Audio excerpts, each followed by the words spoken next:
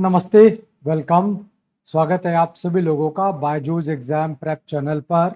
मैं राजेश यादव आज आप सभी लोगों को 15 अगस्त जो हमारा स्वतंत्रता दिवस है, जो हमारा आज़ादी का दिवस है, आज ही के दिन 15 अगस्त 1947 को हम अपने देश की आज़ादी, महान वीर, महान क्रांतिकारी, महान स्वतंत्रता सेनानियों के बलिदान, मेहनत के परिणाम स्वरूप इस दिवस को मना पाते हैं। तो आप सभी लोगों को स्वतंत्रता दिवस की ढेर सारी शुभकामनाएं। और आज का जो विषय है हमारे आपके सुबह 10 बजे की क्लास का, ये क्लास रोज सोमवार से लेकर शुक्रवार सुबह 10 बजे होती है। और आज का जो विषय है वो विषय है बच्चों जनजातीय आंदोलन, यानी कि ट्राइबल मूवमेंट, जो कि अंग्रेजों के द्वारा किए गए अत्याचारों के खिलाफ होते दिखाई पड़ेंगे। तो हम लोग बात करेंगे जनजातीय आंदोलन को लेकर, क्या कारण थे, कौन कौन से प्रमुख जनजातीय आंदोलन है, हम लोग उनकी बात करेंगे। और जनजातीय आंदोलनों के अगर कारण की बात किया जाए तो अंग्रेजों के द्वारा जो एक भू राजस्व और जो प्रशासनिक व्यवस्था, ये दौर आपको तब दिखाई पड़ेगा जब 1757 की लड़ाई को अंग्रेज जीत जाएंगे, बंगाल के नवाब को पराजित कर देंगे। साथ ही साथ 7 वर्ष के बाद यानी 1764 के वर्ष में होने वाला संघर्ष, जिसे बक्सर के युद्ध के नाम पर जाना जाता है, इन दोनों विजय के बाद अंग्रेजी सत्ता, जिसे ईस्ट इंडिया कंपनी के तौर पर जाना जाता है, उसने अपने ताकत को बढ़ाना शुरू किया, ताकत को बढ़ा दिया और उसने धीरे धीरे करके जो लैंड रेवेन्यू और जो एडमिनिस्ट्रेटिव सिस्टम है उनको एक तरीके से अपने हित में बदलना शुरू कर दिया। और जब कोई भी ऐसी व्यवस्था जो अपने हित के लिए होगी, अपने फायदे के लिए होगी, उसमें निश्चित तौर पर दूसरे वर्ग को समस्या का, दूसरे वर्ग को दिक्कतों का सामना करना पड़ेगा। तो इस व्यवस्था के कारण जो हमारा भारतीय वर्ग है, जो हमारा आदिवासी वर्ग है, उसको कई सारी समस्याओं का सामना करना पड़ रहा है, जिसकी वजह से उनका, यानी कि इस प्रशासनिक व्यवस्था के दौरान आदिवासियों के शोषण, क्योंकि नियम जो बनाए गए उस नियमों में कहा गया कि साहब जंगल हमारा, जंगल की वस्तुएं हमारी, क्योंकि वैसे भी मैं आपसे पहले भी बता चुका हूं इस बारे में कि अंग्रेजों को भारत से सिर्फ मसाले ही नहीं मिले, मसाले, सूत और जंगल से प्राप्त होने वाली विभिन्न प्रकार की लकड़ियां और कुछ ऐसी लकड़ी जो हल्की है और जिसके अच्छे जहाज बनाए जा सकते हैं। तो जंगल जिस पर अब तक आदिवासियों का अपना अधिकार था, वो उनसे छीन लिया गया और अब उनके ऊपर तमाम प्रकार के नियम, कानून और कर लगा दिए गए, जिसको देखकर, जिसको अब जान करके आदिवासियों के अंदर एक गुस्सा है, एक नाराजगी है, जिसकी वो अभिव्यक्ति करेंगे।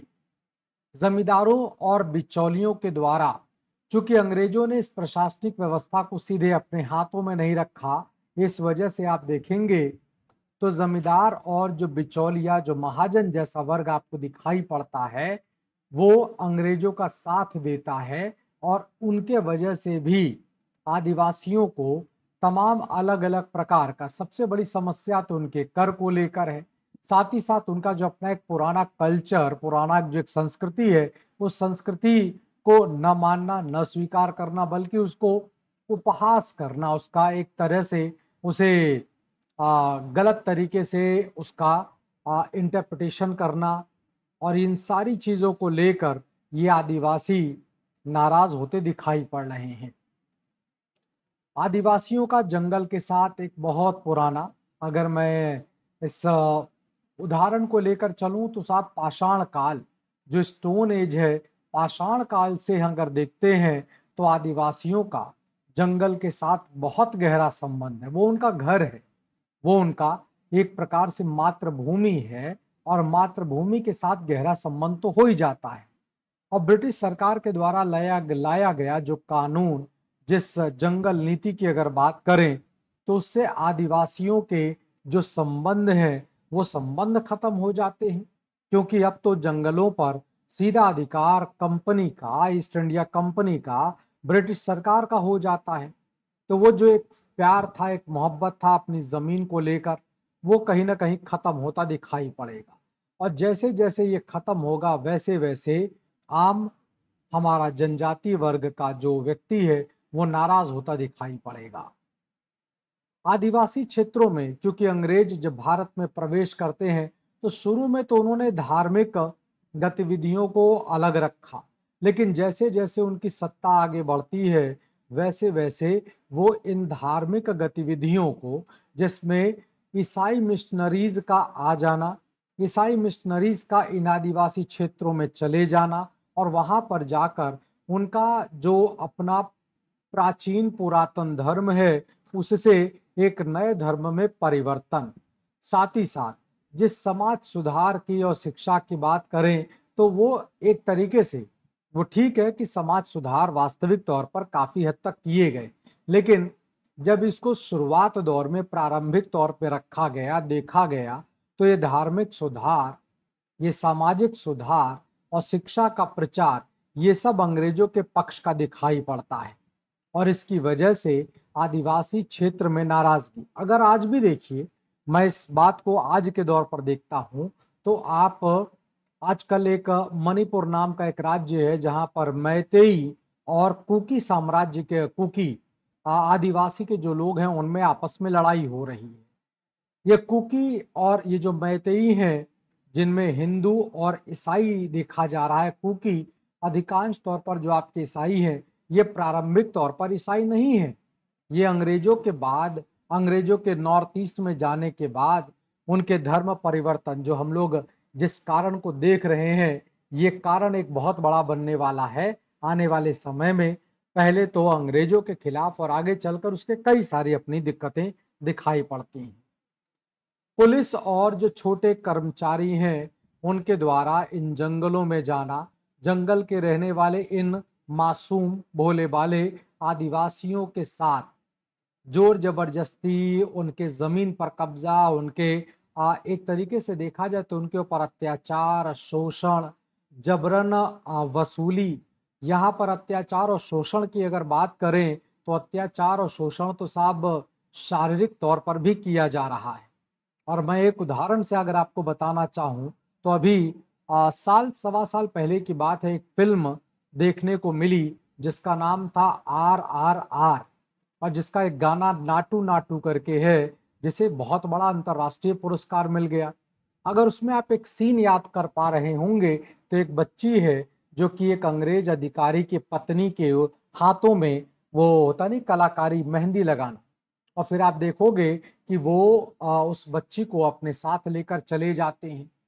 ये सब अत्याचार हैं, और इन्हीं अत्याचारों को लेकर, इन्हीं शोषण को लेकर और जमीन और राजस्व का मामला तो पहले से चला आ रहा था, उसको लेकर आदिवासियों के अंदर एक भयानक आक्रोश, भयानक गुस्सा है, और जिसको लेकर वो अपनी अभिव्यक्ति करना शुरू करेंगे और वही बनेगा जनजातीय आंदोलन के तौर पर। हम लोग यहाँ पर कुछ प्रमुख जनजातीय आंदोलनों की चर्चा करते हैं, जैसे चेर विद्रोह। जो चेर शब्द है, चेर शब्द का मतलब होता है जागीरदार। वैसे जागीरदारी व्यवस्था की बात करें तो ये स्थानीय नेता के तौर पर हुआ करते थे, और अगर मुगल काल को ध्यान में लेकर चला जाए, क्योंकि जागीरदारी व्यवस्था तो मुगलों के द्वारा, विशेषकर अकबर के द्वारा शुरू किया गया था। तो जागीरदार जो कि स्थानीय राजा हुआ करता था, स्थानीय तौर पर एक जमाने का मुगल भू राजस्व व्यवस्था यानी भूमि, लैंड इकोनॉमी से और लैंड एडमिनिस्ट्रेटिव सिस्टम से जुड़ा आदमी था, तो उसे जागीरदार। तो चेर शब्द जो है वो आपका मतलब बनता है, इसका लिटरली मीनिंग बनता है जागीरदार। बिहार का पलामू जिला, और वहां पर जब स्थानीय जागीरदारों से उनकी जमीन छीनी जा रही है तो इन जागीरदारों का, अब सोचिए, आप अंदाजा लगाइए कि जिस जमीन पर उनका और उनके पूर्वजों का अधिकार मुगलों के जमाने से है, अब उनको इतने समय बाद उनकी जमीन उनके सामाजिक, उनके राजनीतिक हैसियत को खत्म करने का काम किया जाएगा, तो निश्चित तौर पर विरोध और विद्रोह तो होगा। उसको न रोका जा सकता है, न टोका जा सकता है, ये तो दिखेगा और ऐसा होकर ही रहने वाला है। तो चेर लोगों के द्वारा ये विद्रोह किया जाएगा। इस विद्रोह का नेतृत्व स्थानीय जागीरदार हैं, जिनका नाम भूषण सिंह है, उनके द्वारा किया गया। तो भूषण सिंह के द्वारा इस विद्रोह को आगे बढ़ाया जाएगा, प्रस्तुत किया जाएगा। रामोसी विद्रोह की अगर बात करते हैं तो रामोसी वस्तुतः मराठा सेना और मराठा पुलिस के कर्मचारी हुआ करते थे। मराठा सेना का मतलब आप समझिएगा, जब शिवाजी के द्वारा मराठा वंश को स्थापित किया गया, आगे चलकर उनके बेटे संभाजी, शाहू जी, फिर पेशवाओं का दौर आ जाएगा, तो मराठाओं की एक समय राजनीतिक शक्ति बहुत थी। और ये जो रामोसी लोग हैं, ये मराठा सेना का हिस्सा हुआ करते थे। आगे चलकर जब अंतिम पेशवा बाजीराव द्वितीय जब पूरी तरह से पराजित हो जाएंगे, उन्हें अब पूना से हटा करके भेज दिया जाएगा कानपुर के बिठूर नाम की जगह पर। तो अब मराठा सेना तो खत्म हो गई, मराठा सेना का कोई अस्तित्व नहीं रह गया, बल्कि वो तो अंग्रेजों का अधिकार हो गया। तो अब ये जो रामोसी लोग हैं, जो कभी सरकार के साथ में यानी मराठी साम्राज्य के साथ में काम किया करते थे, अब इनके सामने तो समस्या ये है कि ये तो बेरोजगार हो गए, इनके पास अब तो कोई काम नहीं रह गया। तो इन रामोसी लोगों ने आगे चलकर आसपास के इलाकों में वो जमीन ले लेना, जमीन पर खेती करना, जमीन पर जो प्रोडक्ट मिलेगा उससे अपने जीवन को चलाना, अनाज जिसे कहा जाए। लेकिन चूंकि अंग्रेजों की जो लगान व्यवस्था है, जो भू राजस्व व्यवस्था है, उसमें कर आप किसी को भी देख लीजिए, चाहे वो स्थायी बंदोबस्त हो, चाहे वो आपका रैयतवाड़ी हो, चाहे वो आपका महालवाड़ी हो, इन सभी प्रकार के राजस्व व्यवस्थाओं में जो कर की दर है, जिसे टैक्स रेट कहा जाए, बहुत ज्यादा है। इतने हैवी टैक्स रेट को चुका पाना अपने आप में बड़ा मुश्किल काम है। कर चुकाएं कि पेट भरे, समस्या तो ये है कि कर चुकाएं कि पेट भरे। अंग्रेजों से को इससे कोई फर्क नहीं पड़ता कि तुम्हारा पेट भर रहा है कि नहीं भर रहा है, तुम जिंदा रहोगे कि मर जाओगे, कोई फर्क नहीं पड़ता है। और उनके द्वारा जो जमींदार और ये जो बिचौलिए साहूकार और ये महाजन जो दिखाई पड़ेंगे, उनको भी इससे कोई फर्क नहीं पड़ता। इस वजह से जो लगान की बहुत ज्यादा दर है, जिसे चुका पाना बड़ा मुश्किल होगा, धीरे धीरे करके ये रामोसी लोग इस लगान की व्यवस्था, इस भू राजस्व की व्यवस्था को लेकर नाराजगी व्यक्त करेंगे, विद्रोह करेंगे। और इस विद्रोह का नेतृत्व स्थानीय नेता, जिन्हें उमा जी कहा जाता है, उनके द्वारा किया जाएगा। चुवार विद्रोह। चुवार विद्रोह, इस चुवार चुवार शब्द का मतलब भूमि होता है, इसीलिए इसको भूमि या भूमिज विद्रोह, भूमि के साथ साथ इसको भूमिज भी कहा जाएगा, तो इसे भूमि विद्रोह या भूमिज विद्रोह कहा जाए। ये जो चुवार क्षेत्र लगता है, ये बंगाल का जो मेदिनीपुर या मेदिनीपुर का जो इलाका पड़ता है, प्राचीन काल की अगर बात करते हैं तो ये इलाका ताम्रलिप्ति बंदरगाह के पास का इलाका पड़ता है। तो वहां के जो रहने वाले लोग हैं, उन लोगों के द्वारा इस विद्रोह का मतलब इस विद्रोह को किया गया, इस विद्रोह को आगे बढ़ाया गया। 1768 में जो यहाँ के राजा हैं जगन्नाथ, वो अंग्रेजों के द्वारा बढ़ाए गए बेतहाशा कर का विरोध करते हैं और विरोध करते हुए विद्रोह करते हैं, कर न देने का आवाहन करते हैं। ये अलग विषय है कि ये सभी के सभी विद्रोह समाप्त हो जाएंगे, इन सभी विद्रोहों को खत्म कर दिया जाएगा, लेकिन उसके अपने कुछ कारण। हो विद्रोह की बात करें तो ये बिहार, अगर मैं बिहार की जगह पर यहाँ पर आपके लिए झारखंड शब्द का प्रयोग कर दूं, तो आप लोग इस बात से बिल्कुल परेशान मत होइएगा। वो इसलिए मैं कह रहा हूं क्योंकि देखो, आज तो ये इलाका झारखंड है, लेकिन एक जमाने की बात करते हैं तो ये इलाका बिहार था। और उस जमाने की अगर बात करते हैं तो सन 2000, सन 2000, और जहां तक मैं तिथि याद कर पाऊं 9 नवंबर सन 2000 को बिहार के जनजातीय क्षेत्र को काट करके बनाया गया झारखंड।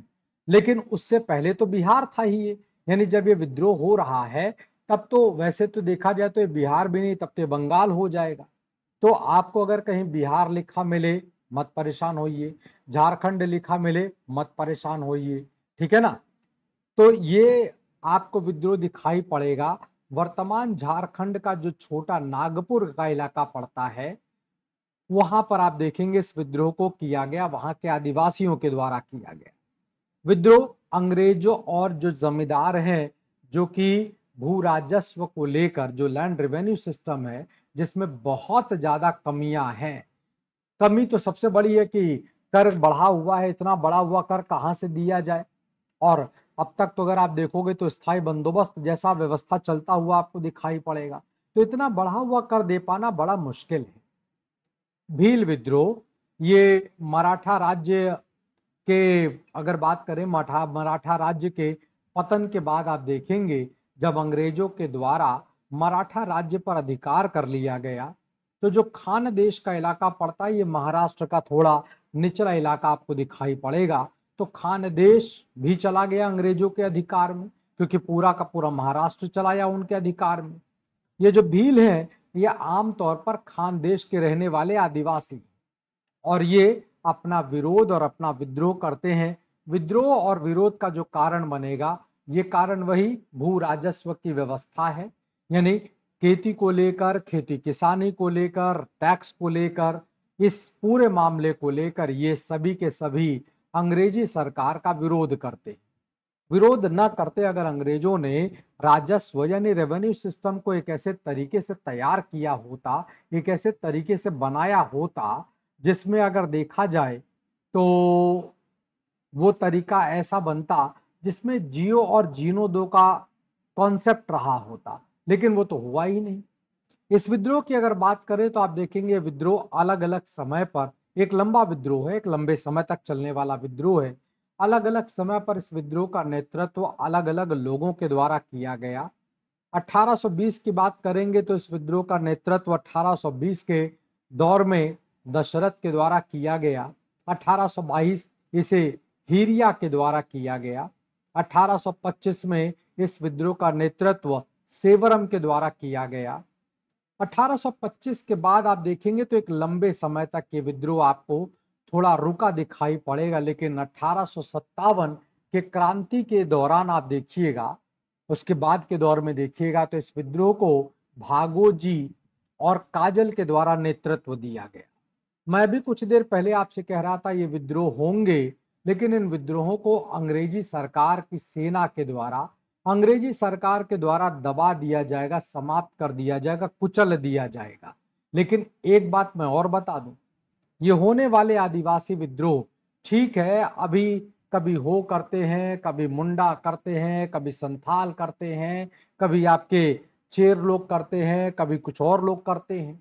ये अलग अलग विद्रोह आपको शुरुआती दौर में दिखाई पड़ेंगे, लेकिन यही अलग अलग होने वाले विद्रोह आने वाले समय में एक यूनिटी को, एक एकता में परिवर्तित होंगे। और ये दौर कुछ समय बाद आपको जरूर दिखाई पड़ेगा, लेकिन जब दिखेगा तब वो आने वाले समय में एकता, यूनिटी और राष्ट्रवाद को जन्म देता हुआ आपको दिखाई पड़ेगा। खासी विद्रोह ये उत्तर पूर्व नॉर्थ ईस्ट में होने वाला है। मेघालय, मेघालय में अगर आप आज ज्योग्राफी की क्लास पढ़ते होंगे तो आपने पढ़ा होगा, यहाँ पर 3 प्रकार की पहाड़ियां, और इन 3 प्रकार की पहाड़ियों में रहने वाले जनजातीय लोगों को गारो, खासी, जयंतिया, ये पहाड़ियों का भी नाम है और यहाँ पर रहने वाली जनजातियों का नाम भी है। जिसमें अगर खासी की बात करें तो खासी जो कि आपके गारो और जयंतिया के बीच में पड़ता है, गारो पहाड़ियों और जयंतिया पहाड़ियों के बीच में पड़ता है। और इस जनजाति की अगर बात करें तो इस जनजाति के लोगों का अपना एक स्वतंत्र राज्य हुआ करता था। विशेषकर अगर म्यांमार को लेकर देखा जाए और खासकर इस इलाके में जो प्राकृतिक, जो नेचुरल रिसोर्सेस हैं, उन रिसोर्सेस का प्रयोग करना और इन जगहों पर आसानी से अपनी पकड़ को बनाने के लिए अंग्रेजी सरकार इस क्षेत्र में सड़क का निर्माण करवाना चाहती है। इस बात को लेकर जो खासी जनजाति के नेता हैं, जिन्हें तीरथ सिंह कहा जाएगा, उनके नेतृत्व में सड़क के बनाने का और सड़क बनाने के लिए किए जा रहे बेगार का, जो इन लोगों का प्रयोग किया गया, जिनको उनके काम के बदले में किसी प्रकार का कोई पैसा नहीं दिया जा रहा है, उसका विरोध किया जाएगा। आगे चलकर इस आंदोलन का नेतृत्व मुकुंद सिंह के द्वारा नेतृत्व दिया जाएगा और 1833 तक आते आते खासी लोग अंग्रेजों के साथ कुछ शर्तों के साथ, अंग्रेज उनके साथ कुछ शर्त रखेंगे जो कि एक लंबे चौड़े चले आ रहे विद्रोह को समाप्त कर देगा और उस शर्त को स्वीकार कर लिया जाएगा और अंग्रेजों के समक्ष खासी जनजाति विद्रोही नेता अपना आत्मसमर्पण करेंगे, जिसके बाद यह आंदोलन थम जाएगा, रुक जाएगा।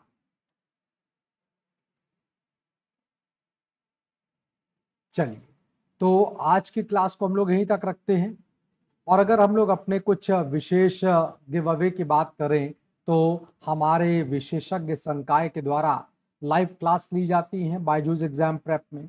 आपके लिए डाउट सेशन है जो कि 24 घंटे है।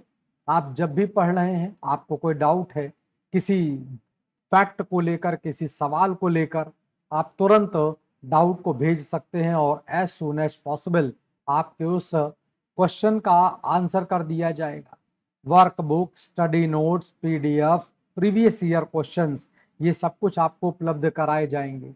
साथ ही साथ जो आपके साप्ताहिक अगर देखा जाए तो आपके वीकली करंट अफेयर के टेस्ट, मॉक टेस्ट, आपके सब्जेक्ट के जो अलग अलग टॉपिक होते हैं उनके टेस्ट वगैरह करना, मंथली करंट अफेयर जो कि आपके लेटेस्ट न्यूज को कवर करता आपको दिखाई पड़ेगा, लाइव क्लास और उन सभी क्लासेस के रिकॉर्ड, ताकि आप उनको आगे भी पढ़ सकें, रिवीजन कर सकें, ये सब कुछ आपको उपलब्ध कराया जाएगा।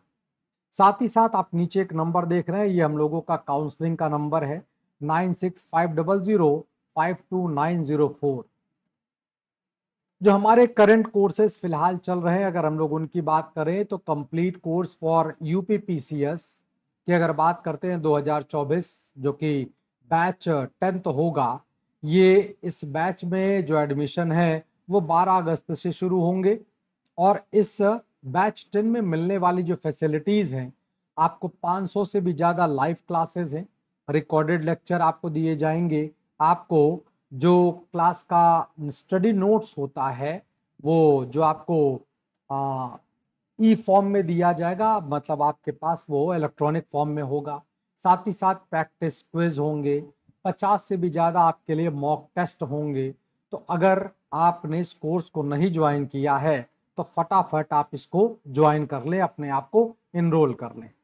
साथ ही साथ सितंबर में होने वाले मेंस एग्जाम को ध्यान में रखकर देखा जाए तो answer writing practice for the mains examination, जिसमें दिव्यांशु सर, हमारे निर्मेश सर, हमारे मोहम्मद जावेद सर हैं, जो कि आपको किस प्रकार से एक बेहतरीन आंसर राइटिंग हो सकता है मेंस एग्जाम के लिए, उत्तर प्रदेश मेंस एग्जाम के लिए, आपको उसके बारे में बताएंगे। इसी तरह से आप डेली यूट्यूब पर क्लास देख सकते हैं, सुबह 7 बजे करंट अफेयर की क्लास है। साथ ही साथ मैं आपके लिए मॉडर्न हिस्ट्री की क्लास लेकर आया हूं। धीरे धीरे करके हम लोग इसको मेडिवल और एंशंट की ओर लेकर चलेंगे। मॉडर्न से चूंकि आमतौर पर क्वेश्चन ज्यादा और सबसे नियर बाई का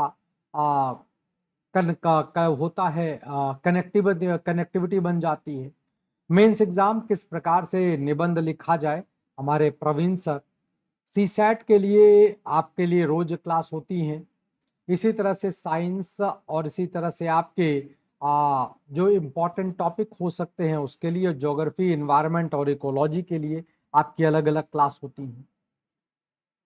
ऐप की अगर बात करते हैं तो ऐप की भी क्लास है, 7 बजे करंट अफेयर की, 8:30 बजे पॉलिटी एनसीईआरटी वाली मॉडर्न हिस्ट्री की क्लास, जो कि बेसिकली एमसीक्यू बेस्ड है। इस पर मॉडर्न हिस्ट्री क्या, इस पे अगर मैं कहूँ तो हिस्ट्री को लेकर इसमें जो सवाल मैं लेकर आऊँगा उसमें एंशंट, मेडिवल और मॉडर्न तीनों को, क्योंकि हम लगातार अपने टच में बने रहें। ये क्लास 10:45 पर रोज सोमवार से शुक्रवार तक होती है। निबंध को लेकर बात करें तो ये क्लास आपके शुक्रवार से लेकर मंगलवार होती है दोपहर 1 बजे। सीसेट की लाइव क्लास जो कि आपकी शनिवार से लेकर बुधवार तक 3 बजे, और हिंदी भाषा और व्याकरण को लेकर शुक्रवार से लेकर मंगलवार तक की आपकी क्लास 4 बजे, साइंस एंड टेक्नोलॉजी के लिए शाम 5 बजे शनिवार से बुधवार तक, और लाइव मिनी मॉक टेस्ट 8 बजे होता है, ये आपका शनिवार से बुधवार के बीच में होगा। और उसी तरह से साइंस एनवायरमेंटल एंड इकोलॉजी, ये क्लास आपकी रात 10:45 पर बुधवार से लेकर इतवार तक में होगा। किसी भी इसके अलावा कोई भी और जानकारी आप लेना चाहते हैं तो 9650052904 पर, जो हमारा टोल फ्री नंबर है, हमारा इंक्वायरी का नंबर है, आप इस पर कांटेक्ट कर सकते हैं। साथ ही साथ आपको डेली लाइव क्लास मिलती है, वो फ्री और पेड दोनों आपको मिलते हैं। डाउट सेशन आपका रहता है जो कि 24/7 आपके तौर पर रहेगा। तो अगर आप देखेंगे तो exam specific video series, strategic workshop, previous year का mega mock test, quiz and current affair updates, doubt resolution, deep conceptual classes, premium recorded videos and test series, ये सब आपका चलता है। तो ज्यादा जानकारी के लिए आप इस नंबर पर, जिसे मैं फिर से दोहरा देता हूं, 9650052904 पर कॉल कर सकते हैं। जो कि अगर आप बायजूस एग्जाम प्रेप का एप्लीकेशन डाउनलोड करते हैं तो आपको उसमें फैसिलिटीज मिलेगी, आपके लाइव क्लासेस जिसका अपडेटेड नोटिफिकेशन होगा, डाउनलोडेबल क्लास नोट्स होंगे, डेली क्विज होगा, important exam series, leader boards जो कि एमसीक्यू वाले सेशन में आपको दिखाई पड़ेगा, daily exam progress tracking, exclusive content जो कि आपके YouTube वगैरह से होगा, और important articles and free study materials, ये सभी आपको ई फॉर्म में मिलेंगी, मतलब आपको डाउनलोड करने की फैसिलिटी आपको मिल जाएगी। Join Telegram channel for study material, video tutorials, practice quiz, announcements and updates, Q&A sessions, study group charts. तो आज के लिए बच्चों हम लोग फिर इतना ही रखते हैं, और जल्दी से जल्दी आप बायजूस एग्जाम प्रेप के ऐप को आज ही डाउनलोड कर लें। और ये हमारे पास टोल फ्री नंबर, साथ ही साथ हमारा मेल और हमारा वेबसाइट का एड्रेस है। बहुत बहुत शुक्रिया, बहुत बहुत धन्यवाद आप सभी लोगों का। नमस्कार, खुश रहिए, मस्त रहिए, और एक बार फिर से स्वतंत्रता दिवस का, इंडिपेंडेंस डे का ढेर सारी शुभकामनाएं। Best of luck, good bye.